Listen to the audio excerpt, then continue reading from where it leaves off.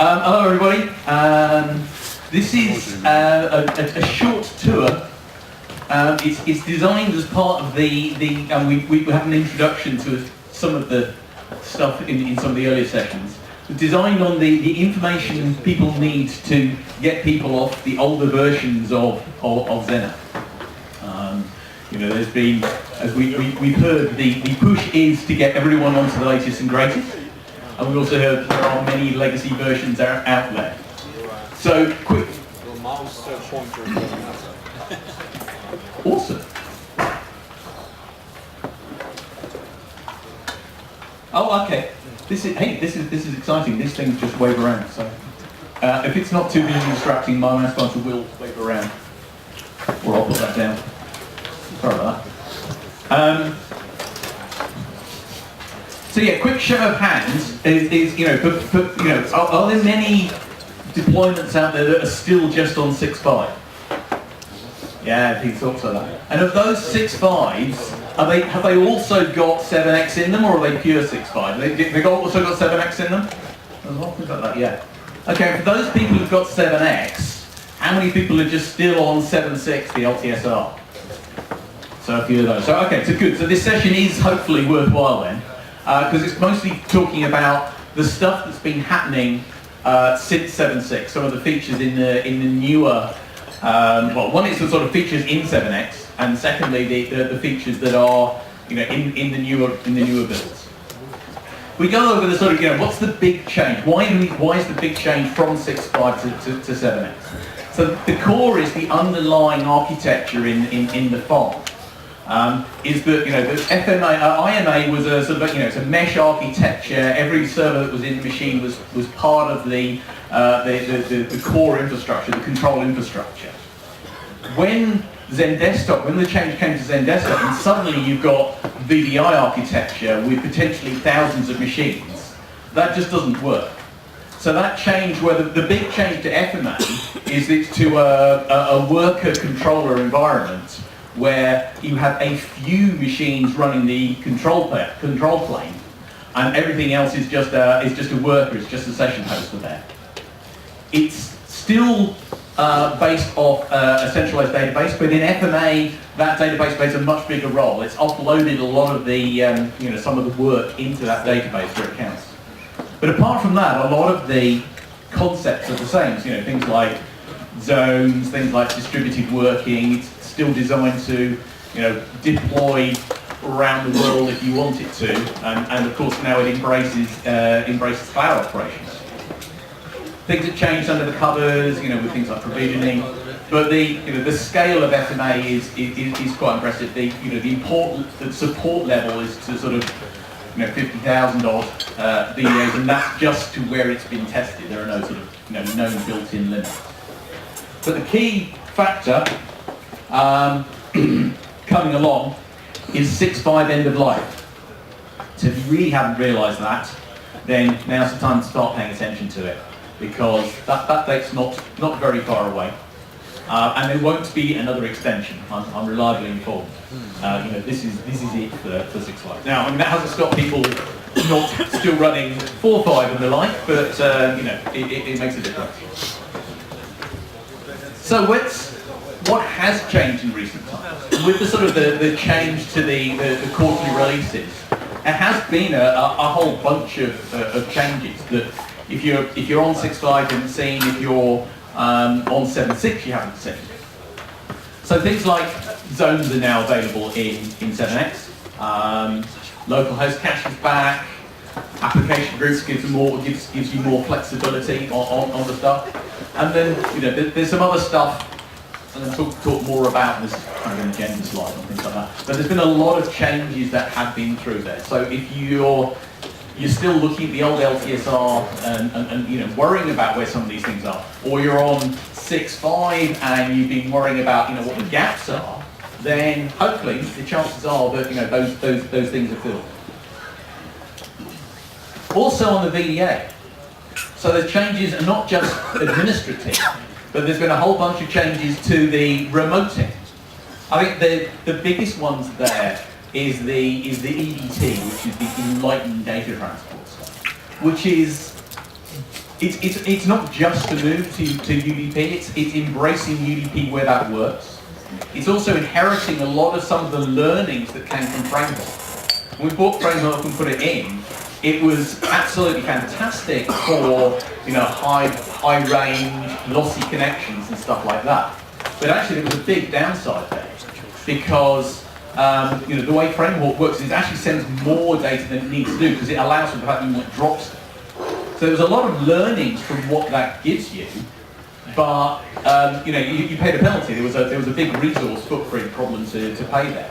So since then, a lot of the good stuff from Framework has been built in and taken to EDT, and there is still a Framework mode which works if you want to turn on for a lossy environment, and that can just be it could be a Wi-Fi like this, it can be lossy, things like that.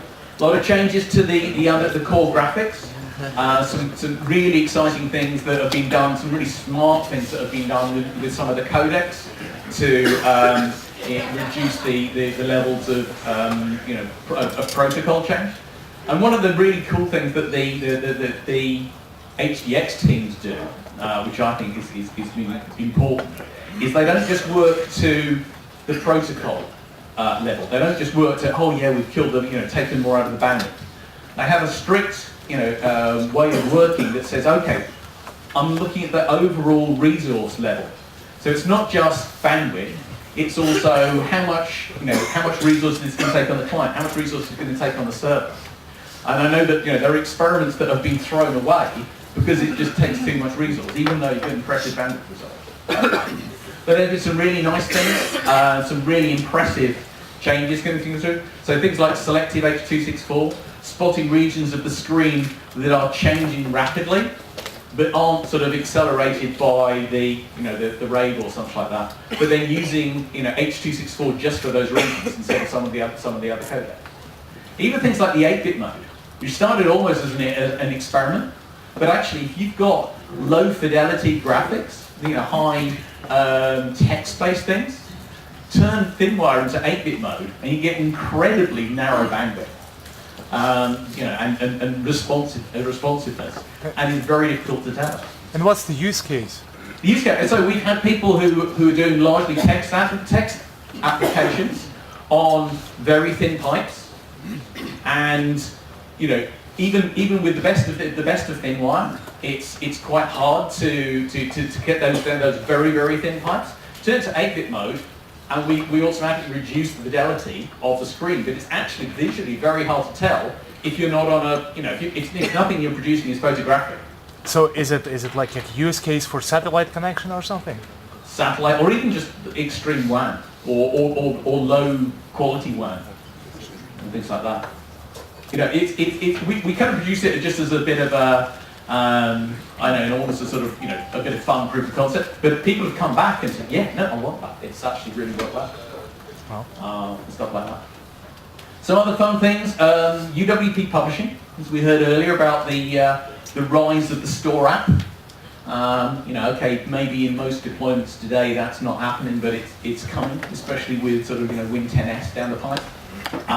So being able to publish UWP in with your regular app mix is really important. Linux VDA, there's been a ton of work gone into the Linux VDA, so if you have Linux workloads, you can integrate those in with your other platforms.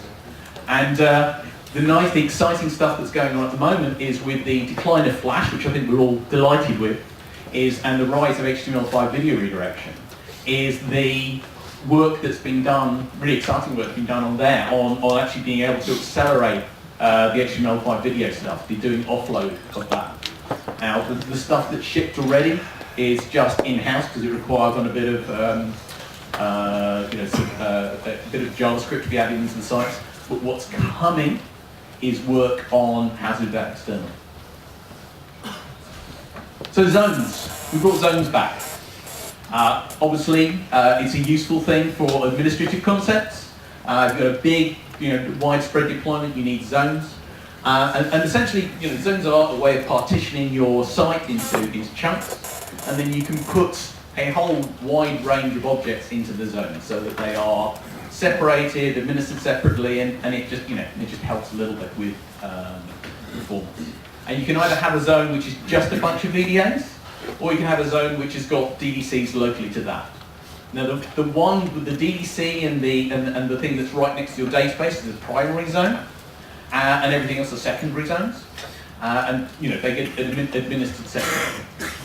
Now once you've got zones, you need to bring back zone policies and zone preference. Some slightly different from the way they used to work, but they fall into three categories. So there's a preference that says the user home zone. So in that case, you're going to want to say, okay, well, where is my user's profile, essentially? And what you're going to do is you're going to choose a VDA that's nearest to the user's profile. And that makes sense for a lot of people, makes sense for a lot of desktops and stuff like that, use cases.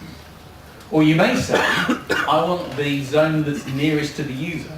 And this one's done in cooperation with Netscaler. Now, configuration of this at the moment is slightly manual. You have to sort of nominate which Netscaler instances are in which zone. But it collaborates end to end to the fact that goes, oh, okay, if I have this policy and the user connects, I'm then going to pick a VDA that's closest to the user where they are now, and that's based on which Netscaler instance they're coming from. Or lastly, the other option you might need to do is to say, I've got an application which needs to work with the data source, and it's not going to work very well if it's remote from that data source. So in that case, the application preference kicks in, and it's going to pick a VDA that's near to that database and stuff like that. Now, slightly differently from the old zone preference stuff, this doesn't fail over to a directed zone. If the zone's not available, this will still fail over to the primary zone. But so far, that's not been a problem. If that's going to be a problem for you, come tell me, and we'll see that afterwards. And I'm rushing it because I'll see the clock ticking now. So the other thing that happens when you start to have a widespread farm, and you have VDAs spread around the world, is you say, oh, okay, well, what's the implication of having zones spread out instead of separate sites? And one of the original things was, okay, well, if I put the DDC that's remote from the database, you said that the database has a big effect on performance. What's the implications of that? Now, you can run VDAs remote from the DDC, and that works up to pretty high latencies, and it will be slower doing connections. What happens if you have the DDC remote? Now, if you've got original 7.6 or up to 7.7, then we did some numbers and we said that okay, if you've got 90 millisecond latency and you're running 48 concurrency requests, then everything works pretty well. Take it up to 250 milliseconds. 36 concurrent requests a second, it kind of works. But as soon as you took that up to that log-on rate up to 48 attempts a second, then things started to break. So, okay, does that imply a change in your farm design? Well, actually no, because what we did is we went in and we found a bunch of locking and serialization that was being done. And once that was taken out, we found out that not only could we run 48 connections a second on 250 milliseconds, but also the connection speeds went up. So this was a learning lesson. Now the good thing about this is that this stuff was done in 7.9, I think. But also, if you are running 7.6, you should be going to the CUs, because from CU3, this was in there. So that once you've gone to that and beyond, then that sort of performance problem will go away. And of course, it's in 7.15. So what most people say and trying to understand is what are the implications of spreading things out like this, and especially the difference between a deployment on-prem and deployment to the cloud. So simply, the VDAs talk to the DDCs by something called the broker protocol, and this is a protocol over which things that I'm saying like, oh, I'm going to start a session on you soon, so prepare the session in advance, and if you're on VDI, it sort of opens up the ports and stuff like that. And it's sort of also used for maintaining health and stuff like that. Now that runs over WCF and it uses Kerberos. So the downside of that is it's nice, it's very convenient, it's very secure, it's very standard. But the downside of using Kerberos is the fact it's a bit chatty. So the implication is that actually, if you're doing that over a long latency connection, then that's the problem. And this is why at the moment it's better to keep your VDAs near to your DVCs. If you have a cloud connection, then there's two things. One is you don't want to run you can't run WCF over the internet, and you definitely shouldn't be trying to do that. And you can't, and generally speaking, you can't run Kerberos because you haven't got the same trust level.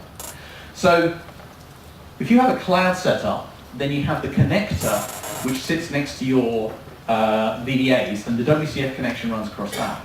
And then that runs WebSockets into the cloud through TLS, and proxies or multiplexes the connections onto the VDC. Now, what people say is, oh, okay, well, could you do that on-prem?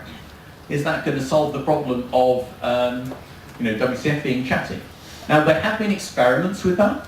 So far, it's still much more efficient to run the top model on-prem. So even if your VDAs are remote from your DVCs, it's still much more efficient. Taking everything through the connector is much less efficient if you do it through at long range. So the other considerations, well, that's the performance considerations there. Where you may see the changes in the future with this model being brought, and obviously you need it for Citrix Cloud, but where you may see this being brought in the future is for environmental reasons. So, for example, if you've got a divergent trust, where you need different trust levels, and that's something that we're looking at for the future for the role of connector. And something else that not everyone understands with the connector, as a consideration if you're doing it, is that actually it's kept evergreen. This is why there's always a recommendation with Citrix Cloud to deploy more than one connector, so that it will be kept updated at a regular cadence, and then once it's been updated, it may need a reboot, in which case the other connector will take over. This is why it's always recommended to have two in there. So local host cache it's not the same as the local host cache you either loved or hated in IMA. This one, for example, will not corrupt itself. I claim victory that a personal crusade was to kill connection leasing. So I managed to persuade everyone to adopt the new architecture for LHC. So the way that this works is it regularly takes a copy of the control plane and stands it up into local DDCs on the zone. It does this using something called local DB. And local DB is a really lightweight copy of SQL Express. Well, as much as lightweight as SQL can ever be. And you don't have to manage this. It actually runs kind of in process yourself. So it's not something that people go, oh no, running a database locally. It's, this is not something to sweat about. It's just run entirely locally. And the great advantage is that you are running then the same code that knows how to talk to the main database. You're running it locally. And so the advantage then over connection leasing is that this works for new connections, it works for pooled, as well as just the reconnection stuff. The scalability is pretty good. It's improved from the original release. It's now sort of 10K VDAs per zone when you're running an outage, and 40K across the site. That's good for most people here. So how does it work? So this is a setup you'll see is this is a fairly standard zone there. So you've got the primary zone with the database in, and you've got your secondary zone. You've got a bunch of VDAs in your zone talking to the local DDC. So the way it works is that regularly the DDC takes a copy of the control plane, just the control plane data, which is quite small. It sends it over in a document. The reason for it doing in a document, not a database form, is that you can then allow for things like schema changes to happen effectively on the fly. And it builds the local database. And then that just sits there. And it also builds an alternative broker interface.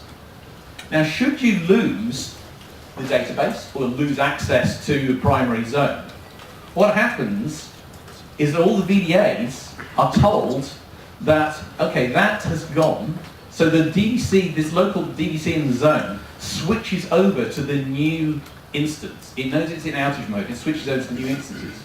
And the VDAs are told to reconnect to the new broker instance. And what that does is it resets all the session information. It's been a standard feature that, because VDAs can fail over to other DVCs, it actually rebuilds all the session information. That means that the nice thing about this database sync is it's just the control plane data, and it's going to be, not much, it's reliable, it can be done fairly quickly. And then the VDAs, you get the full session state back. This is why it sort of works for, reconnects and everything like that. And there's some hysteresis to make sure you don't quickly change over, and it will swap back. When you go back to the main cloud, it will, the VDAs can do the opposite operation. So there are limitations on this because you don't have the full farm there. So you don't get admin consoles, but then you never did in outage with IMA. The database, when you come out of outage, is thrown away, deliberately thrown away. You don't get the sync problems. You're never going to get back to those corruption problems we had with IMA. That will change at some point in the future, but the two areas where that really needs to change are on provisioning operations and on assign on first use. So those don't happen during outage. But again, we found that that's not, a feedback and provisioning, things like that. Power management will come once we agree with security on a safe way of offloading the, the hypervisor credentials and keeping those, separately on the down the DVCs. The other one which confuses people is for pooled machines where you have the attribute set that will reset the machine after session logout. And the reason for that is because if you're deploying that as a security feature, if you don't have the full power management relationship, it's almost impossible to tell that the machine has been fully reset. So by default, the pooled machines, once the session is over, go into maintenance mode. You can turn that off, but you have to pay attention to the security considerations. So if you're running VDI and your users have admin, you should probably not turn that off. But if they're locked down, then that's probably fine, and you can then have sort of full pooled mode essentially available. So another thing, unashamedly, XenApp shows too many of its XenDesktop roots in 7.x. So originally you just had the delivery group available, and the problem with the delivery group is they're too tightly bound to the underlying image. So what people wanted to do is to do things like overstuff the underlying image with apps, or say have apps that span delivery groups for, because that's then getting tied to the actual machine connections and stuff like that. So to solve that, brought in the application group. And an application group sits in front of a delivery group, and it's designed to manage applications. And it has its own ACL list. Best practice is not to have an ACL list on the delivery group and the application group. You managing one way or the other. What a lot of people tend to do is go, okay, I'll manage applications and application groups and desktops and delivery groups, because desktops and delivery groups still makes a lot of sense, because as I say, it's bound to the image. If you combine what you can do in that ACL, that entitlement ACL, in the application group with tagging, and there's a lot of more use of tagging going on, you can now do the kind of thing that you used to be able to do with worker groups, or the kind of thing where you used to be able to target a single machine, to give all of that flexibility back. Oh, that's it. And so we go to the picture. So this is the classic thing. Now this looks a bit weird when you see it just like this. It's like, well, what's the point? We bring the second one in. Okay, again, what's the point? So the first thing to do, well, let's get rid of that ACL list. We don't want that. So now it starts to get interesting. So you say, okay, so what I can do is say that my app group here on the lower one, I can have an application that is in all of these delivery groups. You know, it is relevant for me to bring those things in. Or similarly, I could put tagging in to say, okay, yes, I may have an application available through the top group, which applies to all of these machines, all of these VDAs in the top set, but actually with the tagging, I want to restrict that. So if you want to do the sort of you take that down to a single machine, or you know, you're actually, if your catalog is spanning multiple places and you want to separate the catalogs underneath or something like that, again, tagging will allow you to do that. So you can associate applications and application publishing with tags. Similarly, you know, this is the converse thing. You can have here that the other tag says spanning all of these machines, but then leaving some out. Say if you want to do things for maintenance or something like that, you can take things out by tag. And of course, you can have an application which is available in more than one application group. You know, which again just helps that flexibility. Switching tags, another thing. Again, this is an inheritance thing mostly from the days when people sold, when Citrix sold XenApp and sold XenDesktop, was that people ended up with a whole bunch of different licenses. We found that people were having to create different sites just because they had different sets of licenses. So in 7.14, brought in multi-type licensing. Now, this is the same edition, so you can't mix like Platinum and Enterprise across the thing, but you can mix types. So you can have, say, you have a default for the site, but then on an individual delivery group, you can say that one is XenDesktop, one is XenApp, one is concurrent, one is user and device. So this just makes it flexible to use up all your old licenses. Some other features. FMA probably overly aggressive when it comes to session sharing. If there are certain reasons why you do not want to session share, then by default you'll probably be disappointed. But there are ways to overcome that. You can do things like say, okay, only start a new session if it uses on a different device. Or you can actually put a tag on an application that goes, I never session share with this guy, always start a new instance. So those things come down. That controls how the reconnection, things like that. Content publishing is about, I'm going fast because I don't see the clock. Stuff that needs work. So LHC, I've talked about some of the conclusions there. What people quite quickly realise when they talk about zoning things and failover is they go, oh, well, hang on, if I've got a centralised storefront, what happens there? So there is the work needed to bring back failover for storefront. That work is planned, it's going to come, and that will also help the migration for cloud and stuff like that. Yeah, question? Regarding storefront, so I know it's cloud first, but in the essentials there is a rebranding and it's called Workspace, I think. So the question was, there's a rebranding of storefront to Workspace. I suggest you come to my Workspace session on Sunday. More about that. The other one is the folding the second hop. So there's an IMA and PN agent feature that if you were on a virtual desktop and started a published app that was also on a farm, it started things locally. Now, that required sort of back-end IMA calls and things like that, which just won't scale in a VDI type environment. So today, the solution for that is using the prefer keyword, which basically says, oh, I've got that app already. The downside of prefer, though it covers kind of 80% of use cases, the downside of prefer is not very good when it comes to things supporting things like custom command lines and stuff like that. So that is also in the works. Right, I'm going to run out of time. So you know about this, you know about this. The other thing, apart from this, because and Alex isn't in the room, we can talk about XenServer. XenServer does do some cool stuff with very specific to XenApp stuff. Obviously, it's all the GPU vert and things like that. Nice things like the continuum mode. You attach to a session with a tablet device, it will switch it into the Win 10 tablet mode.